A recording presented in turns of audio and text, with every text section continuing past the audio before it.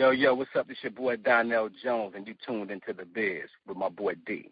All right, everybody, thank you for all tuning into The Biz with D right now. And right now, we got Donnell Jones on the line. If you guys don't know who Donnell Jones is, you guys are about to find out. And if you don't know who he is, you don't know what R&B is. Like, Where I Want to Be, Tell Me What's Up, with Left Eye. I mean, come on. You don't know. You have to find out. But anyway, what's going on, Donnell? What's up, man? Not much. Thank you so much for this interview. I appreciate it, man. Anytime. So, I mean, like I said, you have been doing your thing for a while, got records with, you had the record with Left Eye, Where I Want to Be. I mean, you have other great records. I mean, but let me just ask you about Where I Want to Be, because that's a timeless record. Like, people still play that in their cars, and on the radio you'll hear it. How does that make you feel? Actually, man, it makes me feel good, man, to know that, something that I was actually going through, I was able to put my heart into the record, and people out in the world, man, they took it in, because it just wasn't only me. It was a lot of people in the world going through the same thing. So I was very happy, man, to put something out there, man, that's able to still stand the test of time. Right. And let me see, because I actually got a fan question from my sister Ebony. She wants to know, what was your favorite song that you've ever written? That'd be hard, man, because I have so many. But if I had to choose one, I'd probably go back to my very first album, which was My Heart. And there's a song I want you to know. And I just love that record, man. For some reason, it still touches me when I hear it, Definitely. And I have to ask you about My Heart, because that was a timeless album. Now, going into recording that album, what was the recording process like for you? It was incredible, man. I mean, it was my first time actually not being in the studio, but, becoming a solo artist, because I had a group before then. So, I mean, it was a little weird at first because I'm used to being in a group, and I really wasn't the lead singer. So, I usually just do my little background part, but being on my own, I learned a lot. I was a young producer in the game, so a lot of the stuff that I was doing then was like me learning as I go. So it was a great experience, and I'm glad that I had that experience. Definitely. And with that album, I mean, the numbers on Billboard was phenomenal. 30 on R&B charts, whoa. To even be in the top 150, I mean, that's a great accomplishment right there. It was great for me, man, because, like I said, it was my first opportunity to get in the music business and do my thing. But also, not only that, man, I mean, I was a young boy from Chicago, man, never even thought that I'd make it in this business. And come at number 30, man, was great for me. Definitely. And you just mentioned the fact of growing up in Chicago, being from there. How was it growing up in Chicago for you? It was beautiful, man. I had a little brush with little gang violence when I was young, but and I'm not proud of that, but it kind of led me to see that that's not the life that I wanted to live. So I really jumped into the music, and I pursued that with 110%. Right, definitely. And now, what age were you? I was about maybe 15, 16 at that time. Okay. You were young, but not too young. Okay. And now, at that time, who were some of the artists that you listened to? Oh, countless, man. The main two is Michael Jackson and Stevie Wonder, but I also listened to Teddy Pendergrass, Alicia Myers, Tina Marie, Rick James, Surface. I can go on for days. Patrice Rushen. Just a lot of great artists that I love their music. So that's what I did. I just listened to them, and I kind of, put what I learned from them in my music. Definitely.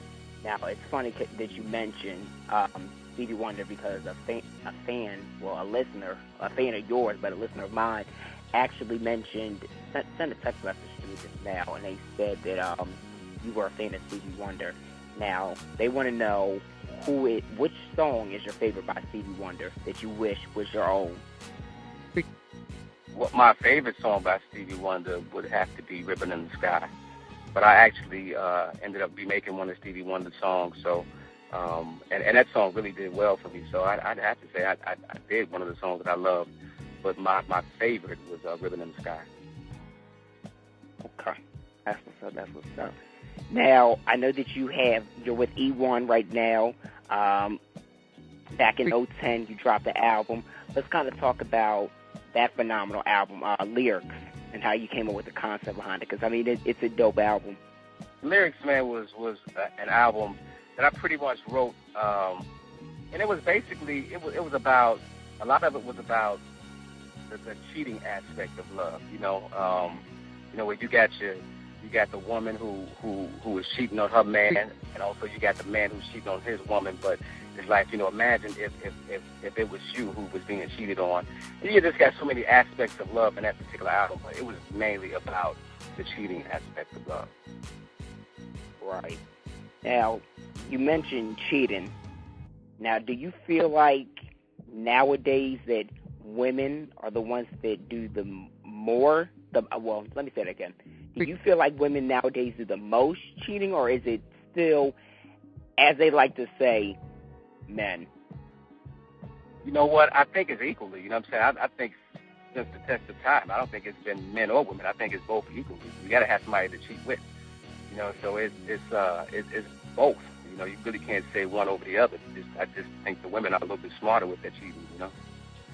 Right. But sometimes they aren't too smart. That's where the problem. Well, if you get caught, you can't be too smart. And they eventually do get caught, though. They eventually do. Now, you have a song off of the Lyrics album, which I really feel the emotion on this record, and that's Blackmail. Kind of tell the listeners who might not have heard that song, you kind of tell them about that joint right there. Blackmail was pretty much about this guy who he was dating a girl. You know what I'm saying? He didn't know that she had a significant other, but through the grapevine, he found out that she had a man. So, and then he found out she stopped calling him and all this stuff like that, and he got really upset about it. So he told her, "Yo, you're gonna marry this millionaire. Look, either you tell him or I'm gonna tell him, or you're gonna have to pay me because it's blackmail now. You know what I'm saying? You ain't gonna take my heart and just walk over it and think it's okay. Something got to come out of it."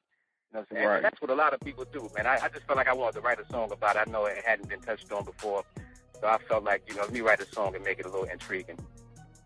Definitely. And I got to say thank you for being one to touch on, such a strong topic and message like that, because, like you said, nobody is touching on it, and it needs to be touched on, because there are situations where it does happen and it does come up, and where people don't think, something's got to give in that circumstance, and they think they're going to get over. Now, another song, Oh How I Wonder. Oh How I Wonder. That was me writing a song about the world in general, about, how messed up it is out here, and just trying to shed some light on, the only way you can really, really find just your true self is to look within, and I'll take something from Michael Jackson, which is, you got to look in the mirror. If you change you, then you shouldn't even worry about what everybody else is doing. Just change the person that you are, and somebody else will see a change in you, and then maybe that might make them change as well. That's so true. Now let me see what I want to ask you, because there's so much to talk about with you, because you've been in the industry for such a long time. But here's the question for you: throughout your whole experience, when has been like the most craziest? What's the crazy misconception that you've heard about the music industry? The craziest misconception that I've heard about the music industry. I would have to say that everybody that's in the music industry is like extremely rich and just got riches, just pouring out of the music business is what it is. It's a business. You have to get in it and love it for what it is. And if you're trying to get into the music business just to make money, then you're not going to succeed. You have to really have a love for the music. And I think that's a big misconception about the music business itself, because everybody is not going to be a superstar, and that's just the way it is. True. And that definitely has to be a big one, because nowadays no one is actually making money from their albums unless they have publishing and merchandise and the tour, and it's good that you mentioned that being a common misconception, because no one really realizes how artists don't make off of that, their albums, if they're not producing, they don't have publishing. So it's only so much. There's only but so much they really can make. I mean, and that goes with, you know, the younger artists that's out right now, or somebody that's trying to be an artist. I mean, you really have to perfect your craft. You know what I'm saying? Learn how to write. Learn how to do those things that will make you last a little bit longer. You know what I'm saying? And then, like I said again, you have to love this in order to stand the test of time. You know, I'm still in it because I have a love for the music. Right. Now, you mentioned the fact of writing and learning to write. Now, were you trained on composition with music at all? Not at all. I started at a very young age, man, around like maybe 8, 9 years old. You know, my mother bought me a keyboard, and I just learned how to play it, you know, one thing at a time, and then from there, I just started writing songs. You know, it's a natural gift from God, you know, and I just took it and I ran with it.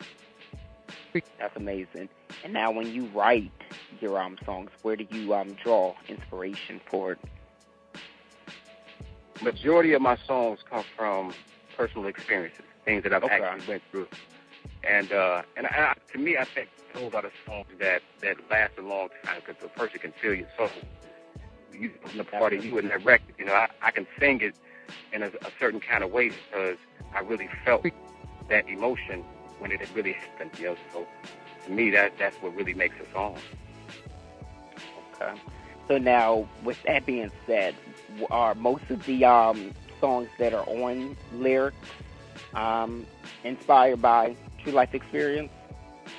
Most of them. You know, there's a little added picture, you know, during the songs. But yeah, most of them are definitely from personal experiences, things that I've been through. Not necessarily at that time, but things that I've drawn from my past. Right. So let's talk about this new single that you have called Forever.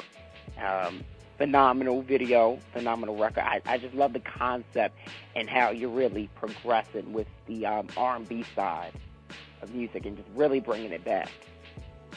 Thank you. Appreciate it. That particular record, Forever, man, is really about where I'm at in my life right now. You know, met a beautiful woman, man, about 8 years ago. We got totally in love with her, and I really feel like, you know, that's who I want to spend my life with. So I really wrote the song about her, and the emotions that you feel in it is really coming from the heart, because that's where I'm at right now.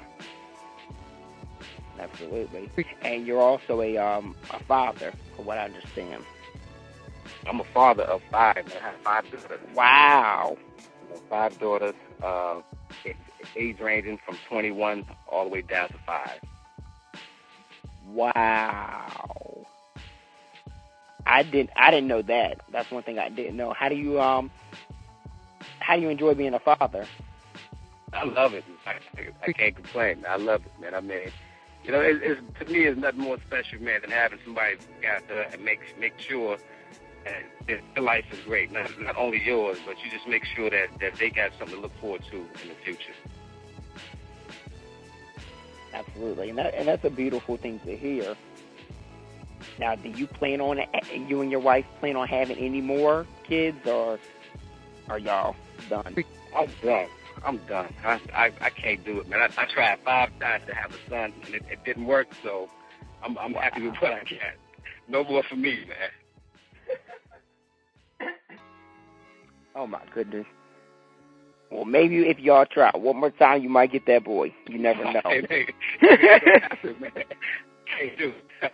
You're like I'm getting a little bit too old for that. I can't do it, man. You know, I'm about to be 40 in May, man. So I you know, watch my daughter grow up, my baby, man, and from there, man, just enjoy life, you know, for what it is. That's amazing. And you still look. I mean, not saying that anybody who's not, you know, in their 40s or 50s or anybody who's listening, but I mean, you still look young. Like, you look like you're in your 20s, mid-20s. I wouldn't say that, but you know what, man, I stay in the gym. You know, I stay in the gym. I really feel like that's like the fountain of youth. You know, I mean, a lot of people go under the knife and do all kinds of things to their body, man. But I feel like there's nothing more special than going to the gym, man, and just spending that 1 hour, man, just focused on fixing the body, man. You know, just doing something for yourself for that 1 hour. You know. Right, and the fact of, you know, getting older, working out. I like to ask this question a lot to our guests. And as you got older, I mean, from the time you came out to now, did you ever find, like, sex appeal being something hard to, like, keep up, you know, as you progress with your music? Or was it just something like, I got this, this is nothing? I always felt like, you know, like, I got it. You know, because with me, I didn't really come out trying to be a sex symbol. You know what I'm saying? I just came out trying to make good music, and you know, I let the people out there say whatever they want to say. But I don't really look at myself as a sex symbol. I just look at myself as a representative producer, you know, someone who wants to put music out there with a message, you know, so someone can feel good about it. So I let the people out in the world say sex symbol and stuff like that. But to me, I'm just really a musician. Right. And you're on your 7th studio album right now. That's correct. Now, have you picked out a name for it in the concept? The name is going to be Forever, just like the single. And this particular album, man, is to me, it's truly phenomenal, man. I mean, I can't wait for people to hear it. It's R&B at its best. And I'm going to have a few surprises, you know, just maybe a couple records where I step outside of R&B and do some other stuff. But for the most part, the album in its entirety will be an R&B album. Nice. Now, any like big collaborations or production-wise, or are you pretty much handling the production on this? I'm handling the production, also the writing. I do have a couple people that I'm writing with on this particular project. They probably wouldn't know who it is, but yeah, man. I mean, I'm very happy with what I'm doing right now, man. I mean, the songs are great. The subject matters is great. I'm really talking about something. People will be able to put the record on and instantly feel some type of way about each song, you know, because I really go into depth with my writing.